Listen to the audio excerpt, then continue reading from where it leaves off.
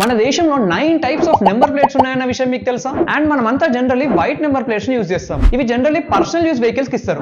And అట్లనే commercial vehicles yellow number plate ని use చేస్తాయి. ఫర్ ఎగ్జాంపుల్ మన టాక్సీస్ గానీ ఆటోస్ గానీ. అండ్ అట్లనే గ్రీన్ నెంబర్ ప్లేట్ అనేది ఎలక్ట్రిక్ వెహికల్స్ కోసం ఇస్తారు. కానీ వీటన్నిటికంటే ఇంట్రెస్టింగ్ ఏంటంటే నెంబర్ ప్లేట్ లో గనక అప్వర్డ్ ఆరో సింబల్ ఉంటే ఇవి ఇండియన్ ఆర్మ్డ్ ఫోర్సెస్ కి చెందిన వెహికల్స్ అన్నట్టు. అండ్ బ్లాక్ నెంబర్ ప్లేట్స్ అంటే బ్లాక్ బ్యాక్గ్రౌండ్ నుండి ఎల్లో లెటర్స్ ఉన్న వాటిని రెంటల్ కంపెనీస్ యూజ్ చేస్తాయి. For example Zoom cars. And మన దేశంలో బ్లూ కలర్ నెంబర్ ప్లేట్స్ కూడా ఉన్నాయి.